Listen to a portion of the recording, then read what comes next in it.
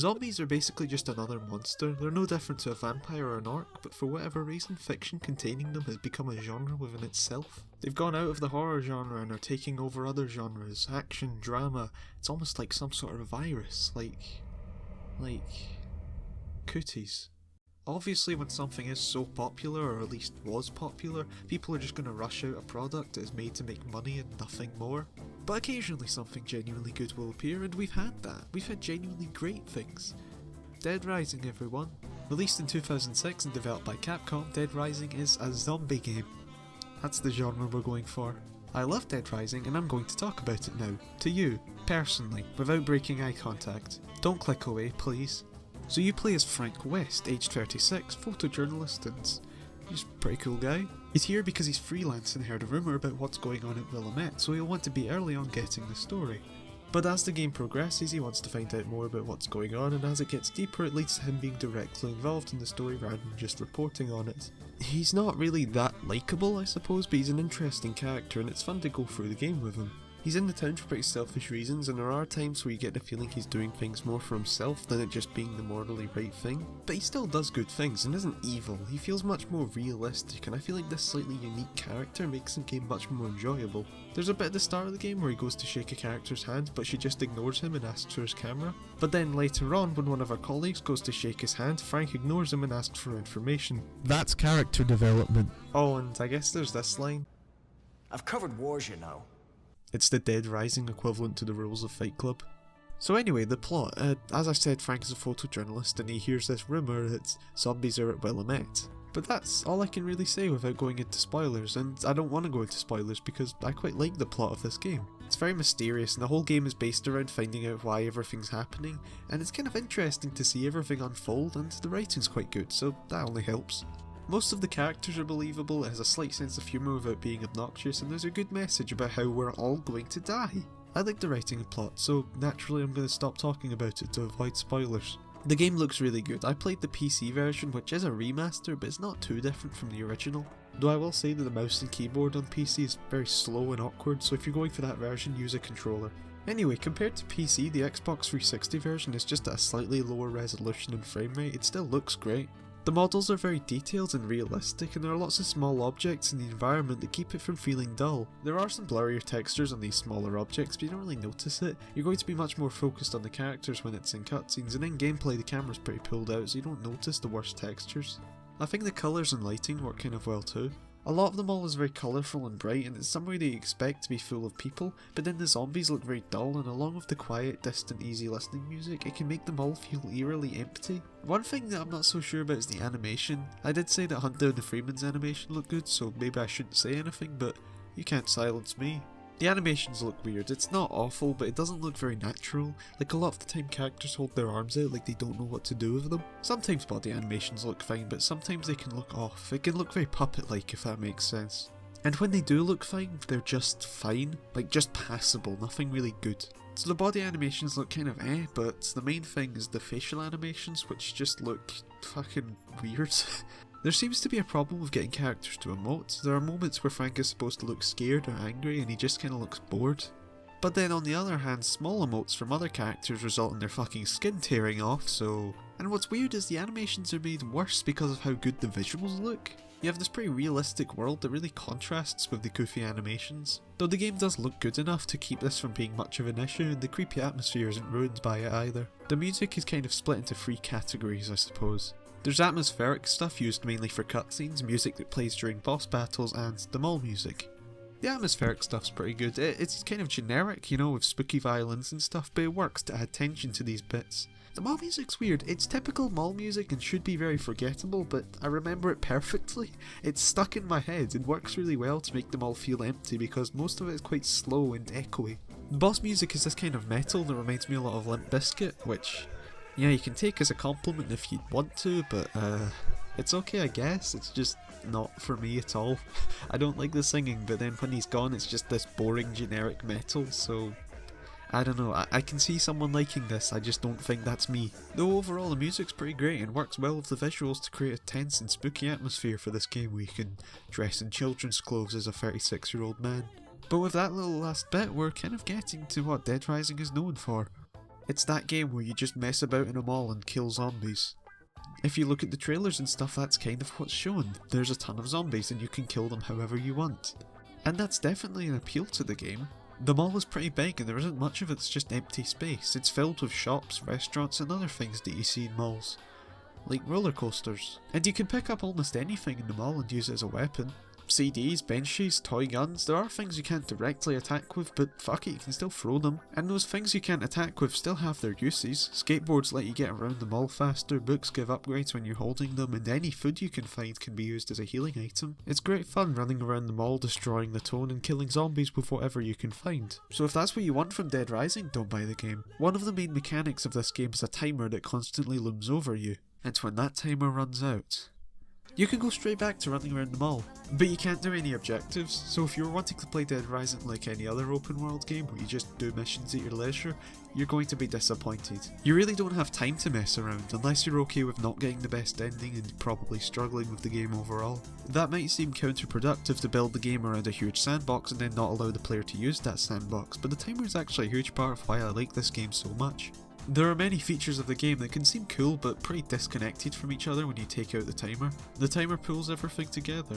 While the combat is fun in a sandbox context, it doesn't work amazingly, it's just combat on its own. The idea is more that you can just pick up anything, you don't look at stats and ask yourself what evasion rating means. You don't have time to do that, you just have to look at what's around and think, shelves.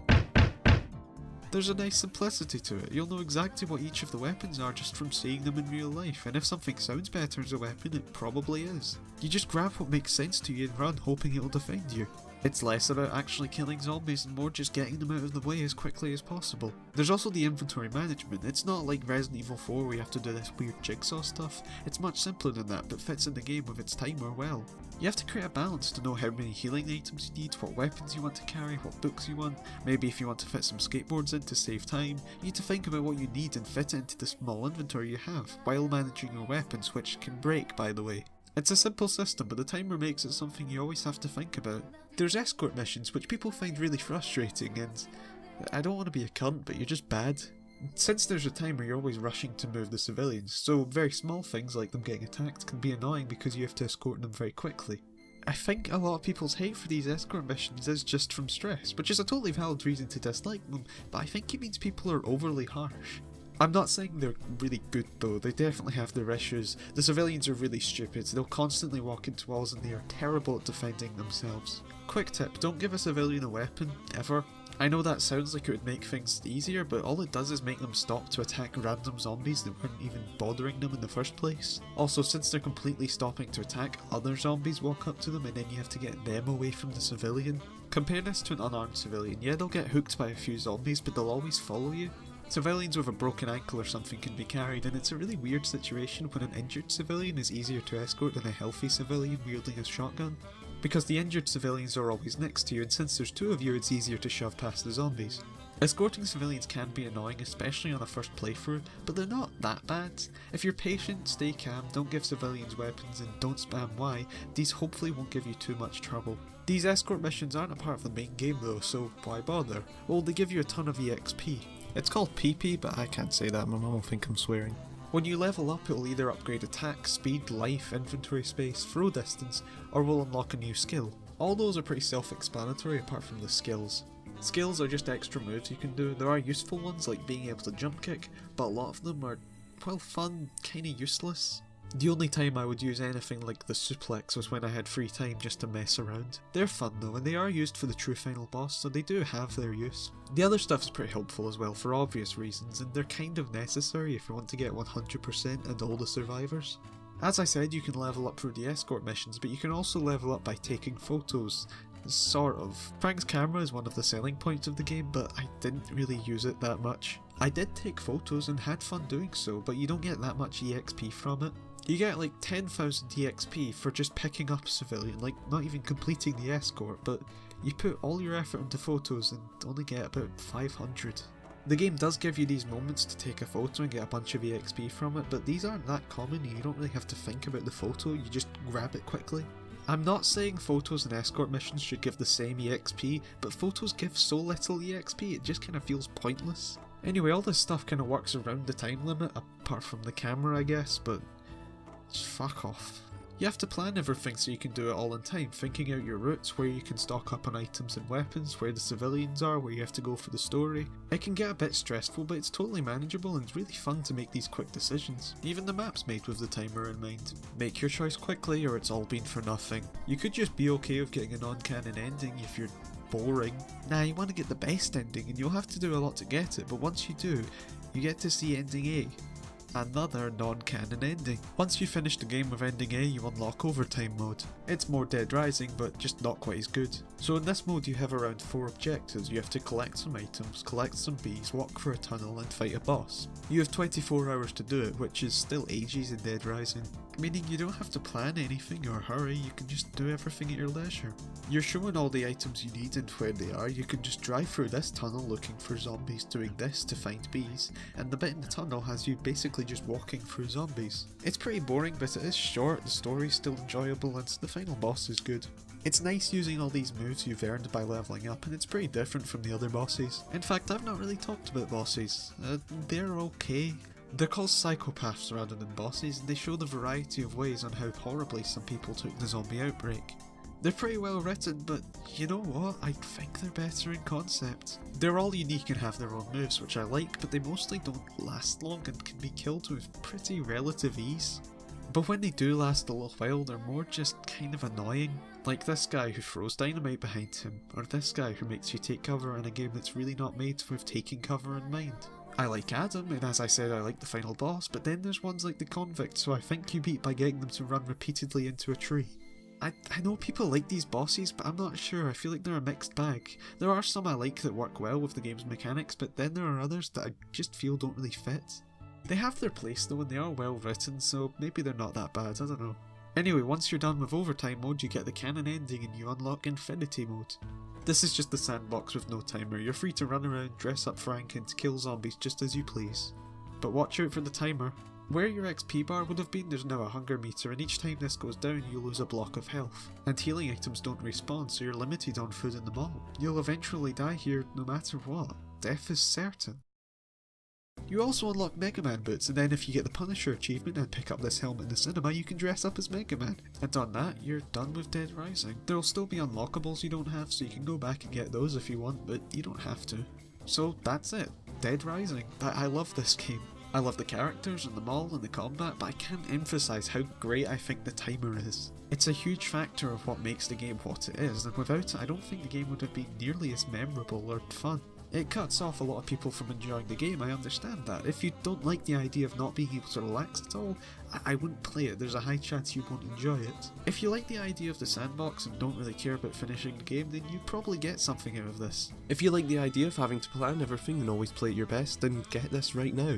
But if you don't like the idea of the timer and want to finish the game, then don't play this. I don't think that's really something you can blame the game for either, it's just that this isn't for you, and that's fine, there's so much else you could play, so just ignore this. For everyone else though, you're not going to find anything like this, so enjoy. Apart from maybe the sequel, but we'll get to that.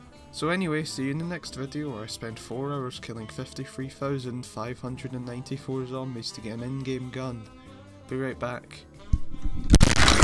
I don't think I'll ever live to see a prophet. I don't want to be a locket clinging to a chest till the